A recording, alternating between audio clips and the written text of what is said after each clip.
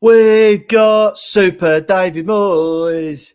He knows exactly what we need. What a Moyes masterclass that was once again. West Ham United 3, Everton 1 at Goodison Park, 1-0 down. Penalty saved, but you cannot put down Moyes' mighty hammers. Thomas Souček with perhaps the goal of the decade right at the end to get West Ham back in it after a classic David Moyes inspired set piece goal. And then Edson Alvarez just genuinely taking the mickey out of Everton, taking the absolute mickey, sprinting his little legs off. Well, he's quite long legs, actually, to be fair, all the way down the pitch, right at the death, just showing, just going, look, I'm not tired. I'm not worn out. I haven't had to exert myself at all to keep you lot to just one goal. So I'm going to sprint my absolute lungs out. And then, you know what? I'm just going to dink it over the keeper. First time outside of the right. I'm a holding midfielder, but I don't care. I'm going to embarrass you all in your own ground. And that is exactly what Edson Alvarez did. That is exactly what David Moyes' mighty Claret and Blue Army did. What a win that was at Goodison Park, a place where in my lifetime it was almost not worth watching. Such was the infrequency with which West Ham United picked up points there. But I was absolutely delighted after the game, jumping around my little flat on my own, probably upsetting the neighbours beneath me, probably, to be quite frank, upsetting the people above me as well. Absolutely roaring my head off. What a win. West Ham back in 7th. Most importantly, my bet I had with James Jones 3 games ago now, I think it was. I said minimum 7, most likely 9 points from the next 4 games. I was scoffed at. People laughed at me on social media. James laughed at me on the podcast. Even the people I go to West Ham with laughed at me at London Stadium and in the pub. Turns out 6 from a possible 9. We've got Burnley next, one of the worst teams in the league. All we need is a draw for James Jones to have to chip in, donate 20 quid to the Bobby Moore Fund. Just as importantly as that, though, my pride and bragging rights over Jonesy. Honestly, James, brilliant to see you again, mate. 2 minutes of me talking. I'm in a really, really good mood. And most of it is down to West Ham United. Most of it. So what else? What else has got you in a good mood, mate? Well, I mean, is there something else going on? I do have other things going on in my life, believe it or not. The new merch, the new podcast merch, got it on here. I'm sort of saying it as if I'm advertising it. You can't buy it anywhere. We just bought some stuff for ourselves with the podcast branding on. What else is putting me in a good mood? Work's going okay at the moment. Watch the tapping. If to tap in on YouTube if you fancy a little bit more. Shameless plug, yeah. Work's going okay. No complaints really. Had a nice relaxing weekend, which included watching West Ham. I cooked plum braised duck on Saturday night that I saw on Instagram that morning. Went out and bought all the ingredients. That put me in a good mood. Yeah, just things are going well, mate. West Ham are in Europe again this week. What's not to like? Oh, it sounds lovely. Sounds like you've got a great life going on at the moment, mate. Things are pretty good, mate. Yeah. No, I'm happy for it. I'm happy for it. I'm also in a good mood. I was hoping for didn't turn up today, though. No, that's upset me a little bit because when I ordered it, it said delivered by tomorrow. I ordered it yesterday, and no, hasn't arrived. But we should have it tomorrow. So next week we're going to sound even more professional than we already do. It's hard to believe mics. That's possible, isn't it? But we actually sound more professional.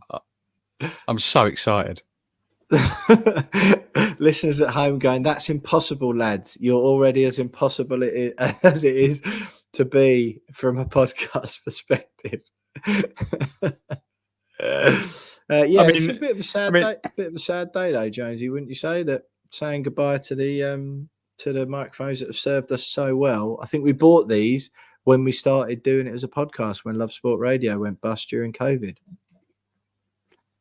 Yeah, it's weird how both of our mics, they're exactly the same, aren't they? The same brand, same model, and we bought them pretty much at the same time, and both of them have decided to reach the end of their life at the same time, which I find quite odd. It's quite spooky, isn't it?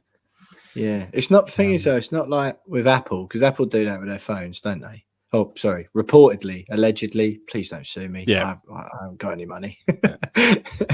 Like, do not sue me for the £0 that I have. Don't sue me for my new microphone. Yeah, exactly. Yeah, yeah. I'm gonna have to genuinely gonna have to put that in my will.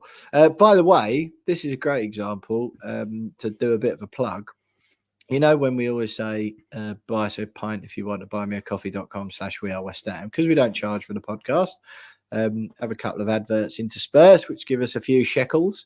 But me and James are still both working full time elsewhere. So I'm sure you can imagine there's not exactly retirement money coming from the We Are West Ham podcast. But yeah, when we say buy us a chip in at buymeacoffee.com/wearewestham, and that we only ever spend it on actual pints or equipment, guest fees and license fees and whatever hosting costs to make the podcast better for you guys. This is an example of that. The money we've spent on the new mics, we're supposed to be here today, there we go. It's actually been spent on something that should make the podcast better for you guys. But yeah, a bit of a sad day saying goodbye to the old Mauno microphones, these ones. So yeah, perhaps not the most reputable of brands. Maybe that's why they're giving up the ghost. Yeah, we've upgraded to Rode, haven't we? So hopefully anyone that knows their microphones will know that's quite a good brand. So yeah, shout out Rode, I guess. Up the road mics. Listen, anyway, come on, James, you're going to need to say something, because remember I told you last week, Stuart, who listens to the podcast every week, works with my dad, and said that he hadn't listened to that week's episode because there was too much of me going on about my holiday. So we're 7 minutes in now, and no one's really heard from you about West Ham. So tell me that you were in a good mood and that you're pleased that we won at Everton. Oh, mate, of course I'm in a good mood. Slightly surprised that we won at Everton. I remember saying last week that I thought it would be a difficult game. They were going to be on a high after getting a few points back from their repeal. I just thought Goodison's never been a great place for us. I know we've been a little bit there under David Moyes, but just felt like that decision to give them 4 points back come just at the wrong time for us, because they're going to be buoyed. But we've come away with 3 points. I didn't watch it, but by all accounts, it was a very typical David Moyes style smash and grab away from home performance. Mate, I watched every minute of it. It was brilliant. Yeah, I mean, I've looked at the stats. I've just seen the highlights as well. I've seen the stats, and Everton had like 20 odd shots on goal. Areola turned into prime. Yeah, like he was world class, to be fair. Yeah, and I've seen the compilation of all of his saves, and it's just like, fair play. It lasted like 25 minutes. Yeah, and he saved a penalty, and the moment I got that notification through that he saved it, immediately I was like, I may have to give him an apology for the stick I gave him after that Blackburn penalty shootout, where I was scathing at the fact that he dived the wrong way for every single one, and I was like, we need a goalkeeper that can save a penalty. Fabianski is good at them. He saved quite a few for us. And I was like, no, it's just I don't trust him when it comes to penalties. Now I have complete faith in the man. Put him in goal for every penalty we face forevermore, because I have faith that he'll save every single one of them. Is this your official apology then? Yeah, so Alphonse, because I know you're listening. Yeah. I'm sorry for saying that you were bad at saving penalties, based off the only evidence of the only first 5 penalties I ever saw you face in my life, and you didn't save one. To be fair, he dived fully out the way for each and every single one, didn't he? Yeah, like the wrong way. So, but I apologise. I take it all back. It was worth me going through that frustration of seeing you dive out the way of 5 penalties, purely to see you save one at Everton away at the weekend, so that we get all 3 points. Absolutely buzzing. We're still in the race for Europe. Who would have thought it 2 weeks ago when we spent me? I would have thought our entire lives debating. Moyes in, Moyes out. If we And I'm going, are we going to drop out the top 10? It's a disaster. I've got to change something. It's got to do something. And here we are. We're still in the race for top 6. And we've got Top Burnley 5. home next. Well, I think Top 4. Spurs are a bit. Yeah, come on. Title race. No, behave. But yeah, no, I think these 2 wins have given us that little bit of impetus to go, right, no, actually, no, the second half of the season could be better than we thought only 10 days ago. And I'm feeling quite confident about it. Honestly, I think. Listen to it. People listen to this bloke. Can you hear the words coming out of this bloke's mouth? All of a sudden, he's all calm and confident. Look, James, I don't want to play into the hands of the listener who commented on one of our YouTube videos the other week. Is Will Pugh always this smug? But when you say do it who anyway. would have thought it, yeah, I thought it. Like I know this is like, you know, anyone with sort of a little bit of what's the word, decorum or just general like respect or whatever. They say, I don't want to say I told you so, but I'm not going to say the bit at the beginning. I actually told you so. I literally told you so, and I thought this was going to happen, and it has. I think, but I was thinking about this earlier. I've seen a lot of people on Twitter going, "Oh, where's the Moyes haters now?" But you gutted that we won. Like, yeah. I think that's James just a little Jones. bit. Yeah, probably. Yeah. I mean, first of all, I'm not a Moyes hater. Like, I love the bloke. I'll always love him. But You're a Moyes credit's due. I think I still am, to be fair, but not now. I think maybe towards at the end of the season, I think a change should be made. We'll become 5th. We won't come 5th, but I was thinking about it earlier, and I was seeing all these people, all these really smug people on social media going, "Oh, where's the Moyes haters now? Like, where are you now?" And it's like, well, I don't really get those comments, because when you've gone 8 games without winning, off the back of a really strong start to the season, off the back of not signing anyone in a position that we need in January, going 8 games in all competitions without winning, failing to beat Bournemouth at home, losing to Nottingham Forest, relegation threat at Nottingham Forest, not even beating Bristol City over 2 games and getting knocked out in the FA Cup in the 3rd round, getting battered at home by Arsenal 6-0. Of course you're going to be unhappy. Of course, you're going to be unhappy about the state of affairs at the club. Of course, you're going to be sitting there going, maybe it's time for a change. Of course, you're going to be going, it's probably about time we either make a change, or David Moyes maybe changes the approach because it's not working. Something's got to change. Of course, Ignore you're the first half of the season, the record-breaking first half of the season. Ignore that. You're not going to go. You're going to go, oh, okay, well, it doesn't really matter now because we had a good start to the season. It doesn't matter if we lose every game. Or don't win again between now and the end of the season. But no one was saying that, were they? But people were saying this is getting a little bit silly now. Like we're not just losing games; we're barely turning up to play them. Yeah, for that 8-game period, we barely turned up. So obviously, fans are going to be a bit like, "Well, this is getting silly now. We need to make a change." Or perhaps it's the right time. He's changed it. That's exactly what the fans that were unhappy were asking for. So all I was saying when I was unhappy a week ago, just over a week ago, I was going, he's either got to go now or he's got to change it. He changed it.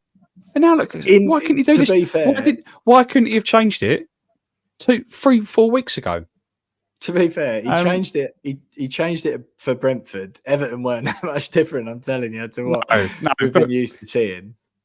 But I think, obviously, the return of Paqueta has been a massive boost for us. That's a huge thing, isn't it? That's sort of, it's almost like the Moyes stuff don't matter, does it? Because it's Paqueta. Like, we've got him back. That's the reason we're good now. When he gets injured or leaves, we'll be bad again. Well, that's the worrying thing. Like, just don't. He's going away. He's been called up for Brazil, and it's like, don't let him go. Don't let him go. Hide his passport. Do something. Don't let him go. Just don't want to get him injured. But yeah, I'm delighted. I'm absolutely delighted. I think it's a huge win, and it takes us into. And I wrote in my BBC Sport column today. I think this is probably the biggest week of our season so far. because you got Freiburg away on Thursday, get a good result there, take that a good result into the second leg, big opportunity to get Europa League quarterfinals, and then you're playing Burnley at home on Sunday, knowing that a win really puts you well in the race for a top 7, at least European qualification position. Given the fact that results went our way, Brighton lost at the weekend, Chelsea dropped points, Wolves lost. Means that you win there, you beat Burnley, have a good result in Europe, and suddenly you've got 1 foot in the quarterfinals and you've got 1 foot in qualifying for Europe again next year. There's nothing to moan about this week. It feels a little bit weird. There isn't. But can you understand, seriously, right now, and the smugness joking around aside, can you understand where I think the difference between me and you is this wasn't, and I'm not just saying, yeah, I was right about the thing, but this wasn't a massive, the difference between the two of us is I'm not that surprised by this. But like listening to you and lots of other fans, and I appreciate the run was poor, but it at no point excuse me, felt to me like that was permanent.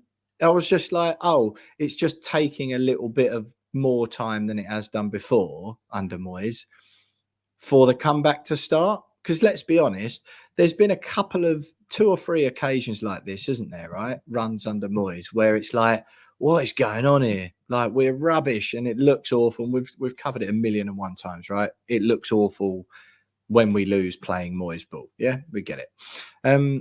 But it's happened so many times before. And David Moyes made a very good point himself a couple of weeks ago that, you know, a club with West Ham's like budget and sort of the way West Ham is set up and the budget, I think was the point he made, the quote he said, are going to have, you know, dicky periods in a season. I think that was the word he used, was dicky. He said, you know, they haven't got a divine right to not have a dicky period in the season. And this time around, it simply felt impossible that run would carry on. And look, I do think it's hard to escape the fact that the return of Lucas Paqueta, and we covered the stats, didn't we, last week? He comes back against Brentford. Listen, if you watch, I watched the full 90 minutes of the Everton game, mate. And I'm not pretending for a second like we were brilliant the whole way. Like, it was very much, they had the penalty, obviously, which again, people go, oh, you know, if they'd have scored the penalty, it would have been 2-0 down. It's like, well, that's a big if. We didn't, because we've got a good goalkeeper. And it's like, and the penalty was soft as hell. Like, it's well out of order. It wasn't like, we're bad defending, left ourselves open. It's just like the softest decision ever. Zoom was well unlucky. So, you know, a bit of bad fortune. Yeah, and it wasn't a surprise to me that we've got a couple of results out of nowhere. Do you know what I mean? I know what you mean. I think that there was the genuine fear before that Brentford game in particular that you go, okay, well, Brentford are a decent side. Before then, we hadn't. It was almost getting close to Brighton levels of this is ridiculous. Why can't we beat Brighton? Brentford. First time we'd beaten them in the Premier League, so it was like, well, that's going to be a difficult game. And then you go to Everton away, they're always difficult. You lose those two, and had we lost those two, we'd currently be. I worked it out earlier. We'd be 11th, and about, I think it's like 8 points adrift of 6th. I think it is, and it would have been, well, that's our season done. Then we're not going to qualify for Europe unless we win the Europa League. So that was the fear, and I think it was a genuine. It wasn't like a why are you worried? It was more like, well, no, that's a genuine worry because of the form we're in and the two teams we've got coming up against and our record against them. Thankfully, they've turned it around. I think also the return of Lucas Paqueta has won. But one decision that has gone under the radar is the decision to drop Aguerd for Mavropanos. Oh, man, I'll tell you what, though, he tried his best to have a clanger on the weekend. He has got a clanger in him. But I think I covered it last week in that he's got a claim on him, but he makes up for it just for the way that he reads the game. And I think he's very, very good at that. And It's I just when think he's on the ball, I'm like, oh, just concentrate, mate. But sorry, carry on. It's almost like watching Antonio on the ball, isn't it? You just kind of don't really know where the ball's going to end up. He's going to ping off his ankles, something like that. He was all right when he came on, to be fair. Tried hard. Bless him. Well, that's all you ask from him, really. Just try hard. Just do something. No, I do. I also ask for being good at football. I think as a Premier League team supporter, that's the least you can ask from your players. Yeah, true. Try hard, but be good at football. Yeah. But I think that's another decision that Moyes has made over the last 2 games that has made a difference. I think it's made a difference. I don't know what's going on with Aguerd. There were rumours in January that he wanted out. Maybe something's gone on behind the scenes, but he hasn't been in great form either. No. So, but yeah, there's a couple of big decisions. Obviously, Paqueta coming back from injury is great, and been a bit of a game changer for us. But it's completely changed the outlook of the rest of the season. I think you get two wins in a row, but one in particular, one great win away from home, and it completely changes the what's possible narrative. It's like, okay, well, hang on. Beat Burnley at the weekend. Among you lot of Mizogs, it probably has. Well, no, I've been saying this for the last. You say Mizogs, but like I said, we had a right to be annoyed about the state of affairs from the turn of the year up until a week ago. You might feel didn't have to be. Right to be. You didn't have to. Well, you didn't. Of course, we didn't have to. We could have just gone. Well, we don't really care. I'm just not going to pay my money. I'm just not going to go. But that's just unfortunately. That's not really an option because we're West Ham fans and we love the football club. No, you're over exaggerating it. You could just have done what I'd done and sort of tried to be a little bit more positive and, say, oh, well, it's not quite a huge and utter disaster. We're still in a position where if we turn it round, this could still be the most historic season we've ever had. That's my point. And now listen to you, all of a sudden you're like, oh yeah, Europe this week, we're going to win the Europa League, aren't we? Yeah, and we're going to finish. Well, I didn't say that. Don't start putting my words in my mouth. Honestly, two little wins that I said were coming. Now all of a sudden you want to be part of the positive gang.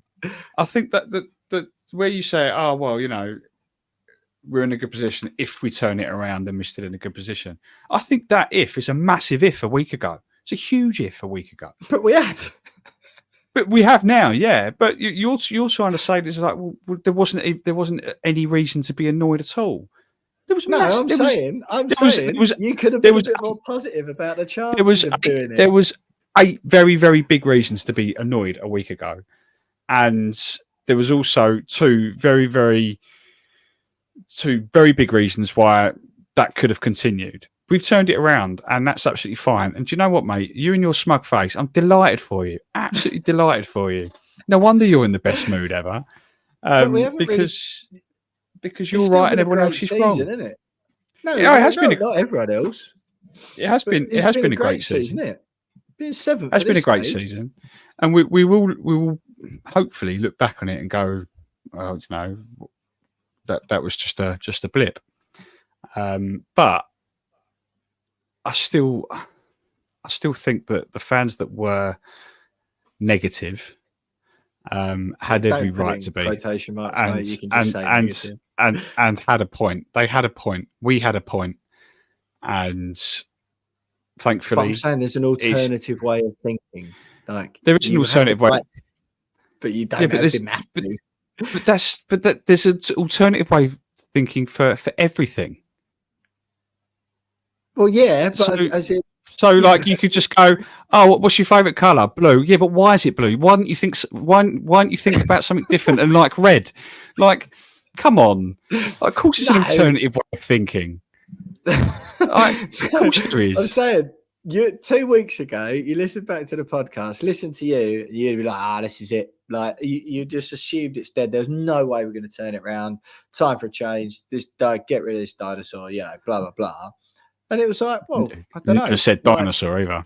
The first 19 games of the season where we got the most Premier League points we'd ever got as a club, I feel like, you can read quite a lot into that as well. If anything, I'd say you read more into that and the, 3 years that David Moyes has spent in his second spell in charge. You can read into that just as much as the bad stuff. Like, I honestly thought when I had that bet with you and I could see 7 points. I had what's the game before Brentford? It was rubbish, wasn't it? Who did we have before Brentford? Arsenal, wasn't it? Oh, Forest. Forest. Yeah, that's the one. So Forest, Brentford, Everton, Burnley. Right. I was like there when I said 7 points. It was like, I reckon we'll win one of the away games, probably draw with Brentford at home, and then beat Burnley. All right, so there's your 7. I was like, we might get a bonus, like double win in there as well. And it's just like, I don't know. I just think the way David Moyes plays, and it was the same against Everton, right? And people will come on and saying it wasn't a good performance. Now, it wasn't there's a difference, right? Between, I've realised what the Moyes out brigade think. There's a difference between what's a good football performance and what's a performance that people enjoy watching. That's a difference, right? So I know from experience that what a lot of people will say about the Everton game is, we were rubbish. It was a rubbish performance. It wasn't. It was a really good defensive and goalkeeping and like midfield player performance, right? For the majority of the game, we didn't really have much. We didn't pose much attacking threat. That much is fair to say, but it was a good implementation of the strategy of the manager, right? And it paid off because we were still in the game late on. And one thing I will say, I think, which is going under the radar, we're a lot fitter than other teams, or that perhaps our own fans realise, because we always seem to have a lot to give still towards the end, where other teams are fatiguing. And I just think that one thing I really sort of want to touch on, which has really been infuriating me and doing my head in, right? There seems to be this new sort of school of thought among some West Ham fans that if your goalkeeper has a good game, your team is rubbish. And it's like, you can't tell me for a second. Yeah. Honestly, do you think? Like, it's almost like there's real anger that Areola's making a few good saves. And it's like, because perhaps we're just so used to watching West Ham concede 3 or 4 in our lifetime, that it's like, it does, rather than, it's just mental. It's really odd. Rather than like celebrate what a talented, excellent goalkeeper we've got, and well played Alphonse for keeping us in that game, it's just more proof, more fuel to the, what a load of like rubbish we are, how rubbish West Ham are. And it's just baffling me, because any team who's ever been a success will have relied on their goalkeeper at some stage, won't they? Edison and Alisson are arguably like the 2 best goalkeepers in the world. Liverpool paid 75 million quid for Alisson. I think Edison was about 65. That's like more than West Ham's record ever transfer. It's an integral position in your team. And you can't tell me that Man City's run to the treble, they never had games where Edison saved them. That's the point. You have 11 players on the pitch.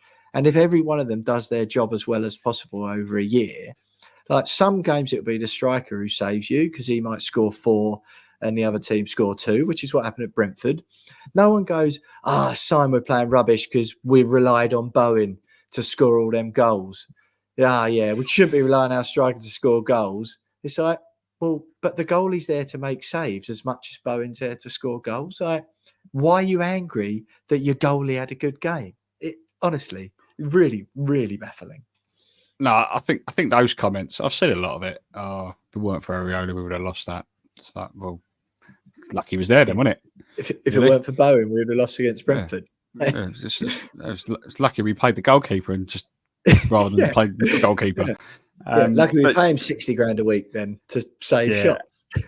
I think a lot of those comments has come from the section of the fan base that are hell bent on disliking David Moyes.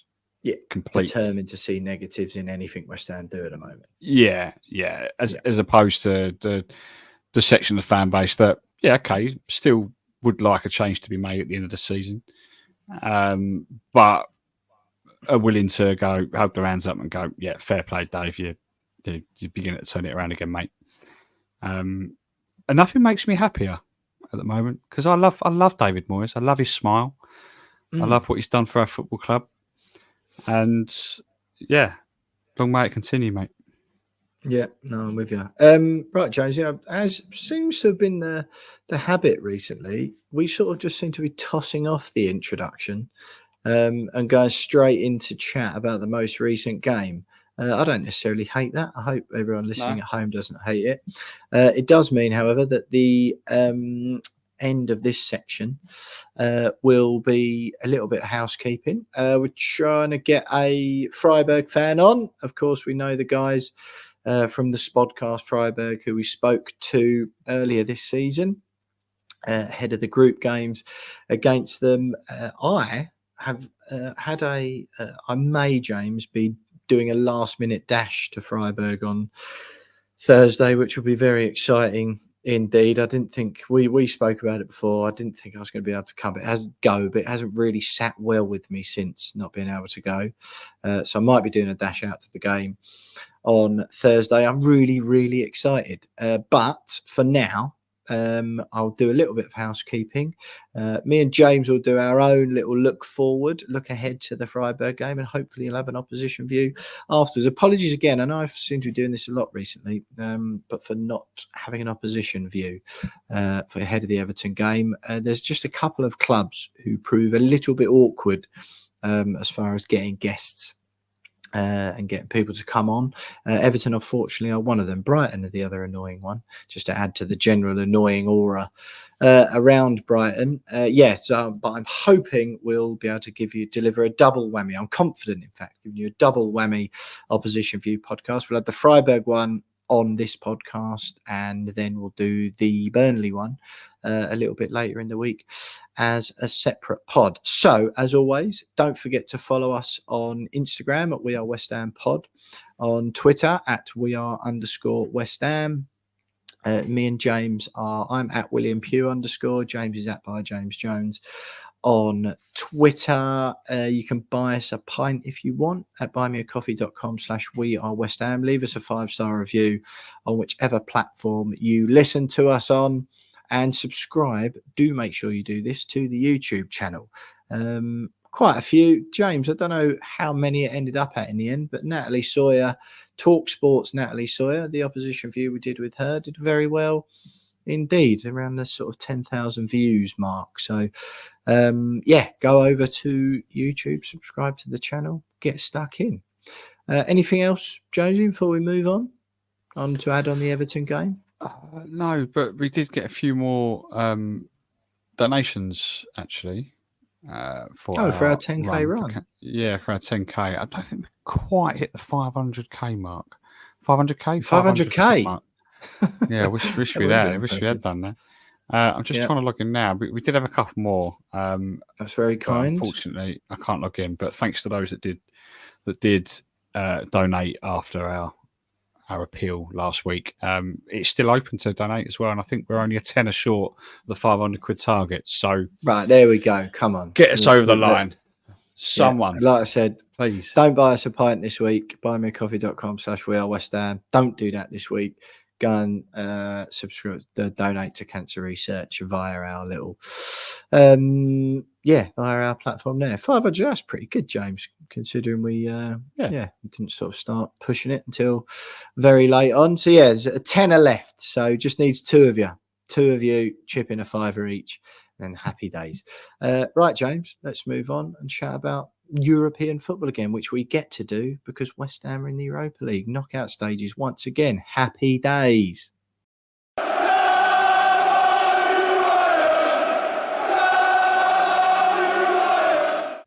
Right, Jonesy, Freiburg on Thursday. How are you feeling? Well, we've beaten them twice already this season, so I'm feeling pretty good about it. I will admit that when the draw happened, I was a bit like, oh, again. But at the same time, you go, well, still, you beat them twice, chance to get to a quarter final. Everyone knows that. Everyone knows that eventually we're going to draw Liverpool and get battered 9-0 in aggregate. So, mate, with all 9 goals coming at Anfield, because we just never do well there. So let's try and get as far as we possibly can before we face them. Hopefully, we don't face them until the final. Yeah.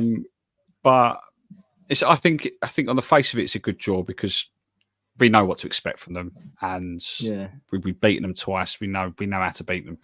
So I'm quite happy with it, and I'm quite confident. I thought going there and winning in Freiburg at the group stage was definitely our biggest result of the group stages. That was all. I thought that poses our most difficult game, and we won that game 2-0. So was it 2-1? So yeah, I'm looking forward to it. It's great to have it back. This has been the best part of the last 4 years under David Moyes, isn't it? These European nights, and by far, by a million miles. Yeah. And it's the knockout stage is just a great part of the competition, and someone put up Bowen's goal against Lyon on Twitter earlier, and it just brought back such great memories when we were in the stand there in Lyon, watching us batter them 3-0, 4-1 an aggregate, and we had no hope going into that game. We thought, it will probably go out today, but it's great to be here, and look what we went and did. So, the Declan Rice one was my favourite from that game. The Lyon goal that was. Happy that. So it was one of them, wasn't it? When the draw was made, I was just like, it was a real strange feeling because it was sort of in amongst that negative time, wasn't it? Negative mindset of the club. And I sort of let myself get into let's just get a big club so we can go to, Milan or Lisbon for Benfica or Sporting Lisbon. Couple of proper decent big clubs in there that I thought, let's just get a big one, like a proper iconic, memorable one, and see what happens. And then, so when we did draw Freiburg, it was a bit like, just more a bit disappointed about the nature of the level of glamour in the tie. But actually, it's like, well, no, I want West Ham to go far in the Europa League. That's a good draw. That's a great draw. Happy days. I feel exactly the same way as you about the Liverpool thing in the next round. Who have they got? Sparta Prague, is it? Yeah, one of the Pragues. Yeah, Sparta or Slavia Prague. And I remember it coming out and thinking, come on. You wanted them to get Leverkusen or someone, didn't you? A proper hard draw that's going to take it out of them. And I mean, Jurgen Klopp is obviously going to be prioritising the league, but that doesn't mean that Liverpool's second string still isn't really impressive. And I don't know. I just think I'm just dreading it. And I'm telling you, mate, it will break my heart as well. It will really break my heart if we get Liverpool. The worst thing would be if we get Brighton. That'd just be.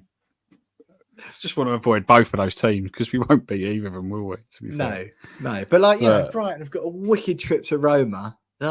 Awesome. Yeah. Some other proper decent ties come out of that.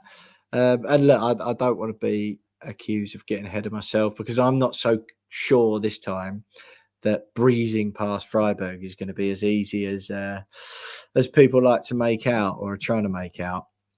But I mean, it's a favourable draw from a footballing perspective. It is, and I think I love the fact that we're at home in the second leg. I think that's a big advantage for us. Having the second leg at home in any knockout stage is always an advantage in my book. So, go there. I mean, even if we lose 1-0, I mean, look what happened against Sevilla. Lost that 1-0 in the first leg and then turned it around in the second. Yeah. It's doable, and I'll just go there and get a good result, and it'd be great under the lights in a week's time. But it'd just be great to get to another European quarter-final at the very least, wouldn't it?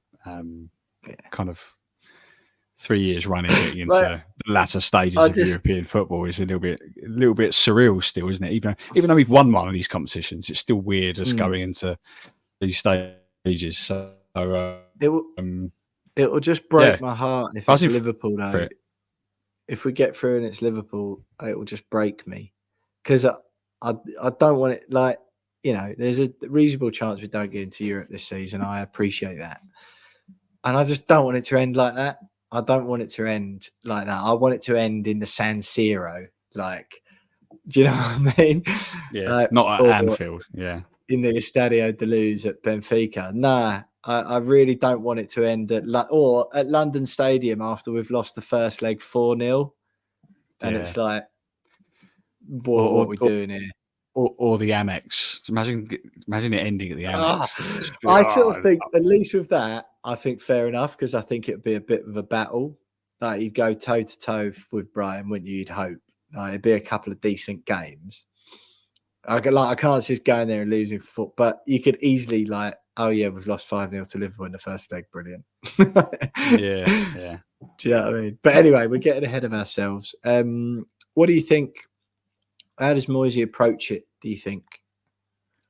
There's no other way he can, really. I mean, the last thing I want to see this week is anything but the strongest 11 possible. Oh, have to be.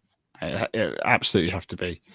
And to be fair, we haven't really got the depth for it to be anything else, to be honest. So I wonder whether he might.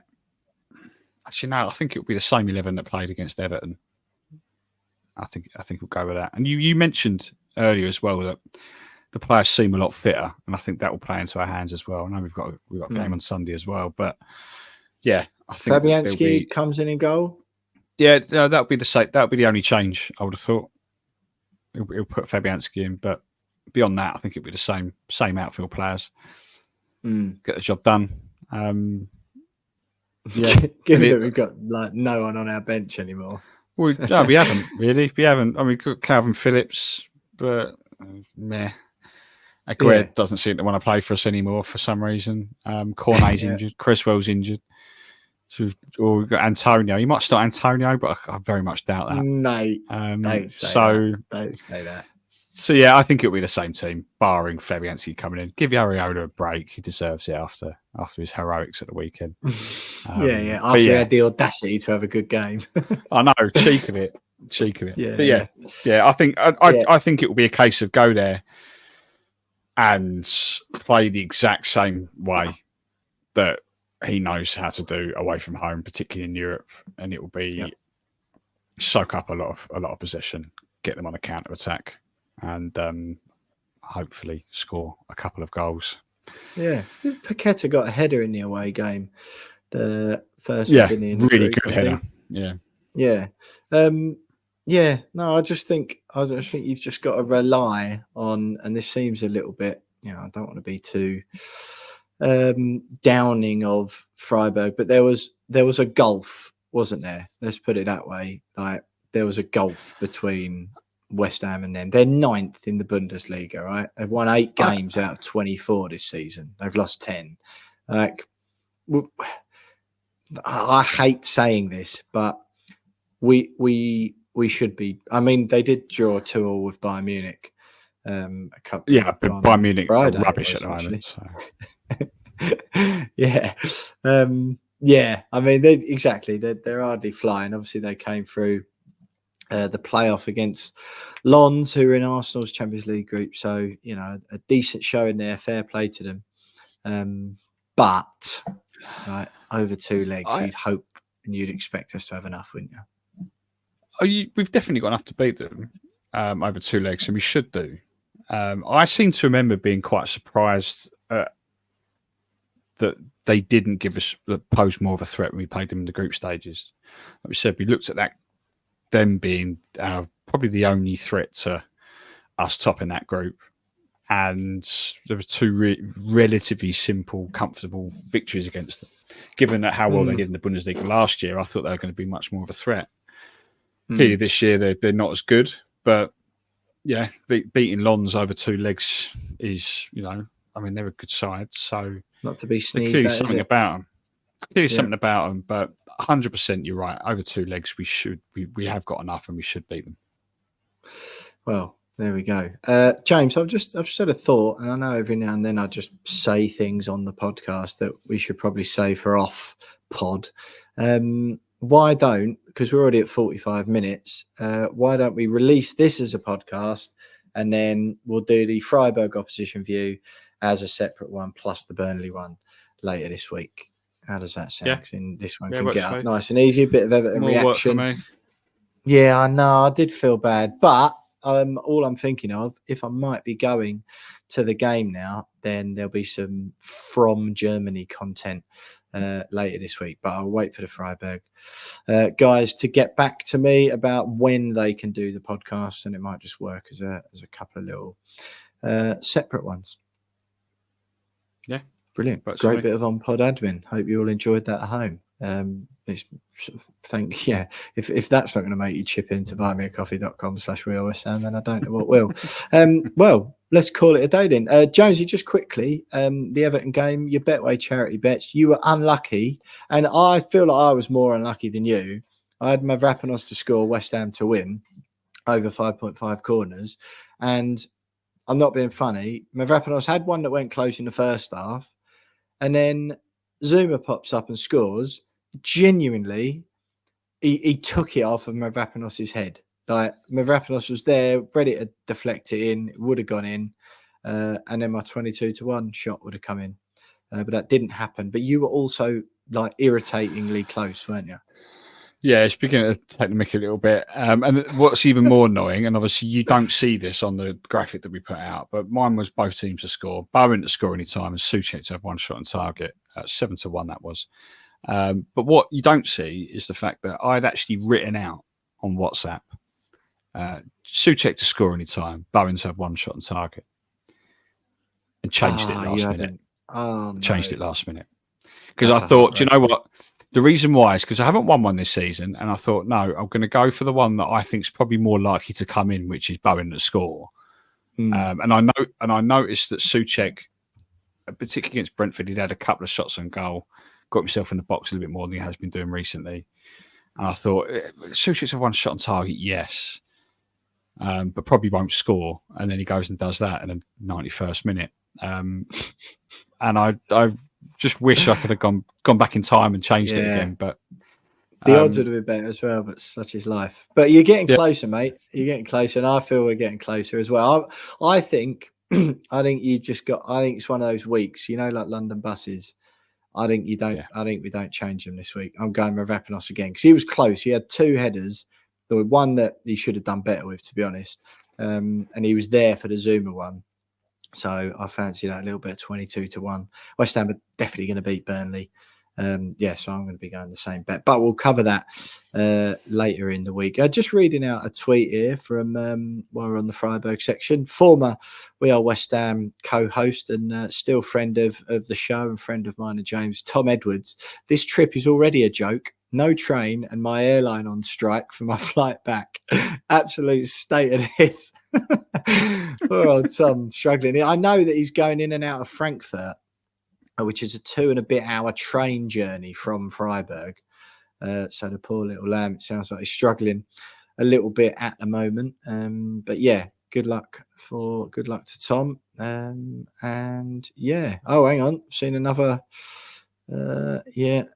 Yeah, I've just seen another statement about the strike. Just for anyone going, I suppose. Deutsche Bahn very much regrets the travel plans of millions of travellers are affected. Considerable restrictions on the rail transport network. So if you are going to Freiburg and you're planning on getting a train to or from somewhere, have a look because, there might be a bit of trouble on that front. James, thoroughly enjoyed this podcast. 48 minutes worth. West Ham winning 3-1 away. West Ham winning away will always be good to me, quite honestly. And one tweet I saw, you know what?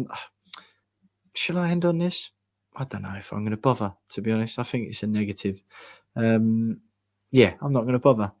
West Ham won 3-1 away. West Ham winning away in the Premier League will always make me happy in whatever fashion it happens. Scoring 3 goals away, watching 2 of our holding midfielders and our centre-back score a goal. Goals all over the team under the Moyes ball system. West Ham playing in a European knockout game again this week. What a time to be a Hammer. It could still get better and better and better. Happy days with the win at the weekend. Well played, West Ham.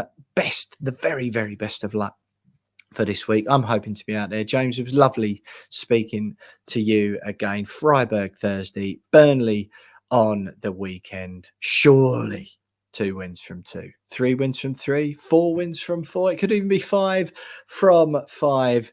What a time it is to be a Hammer. Thanks for listening, everyone. Thanks for chipping in. If you sponsored our run, you can go and do that again. Thanks if you've chipped into buymeacoffee.com/wearewestham. Thanks to this microphone, the one I'm using for the last ever time on a We Are West Ham podcast. How emotional indeed. Thanks for all the good years in the service, and thanks for listening to all of the stupid jokes and apparent smugness that have come from my mouth in that time. Cheers for listening, everyone.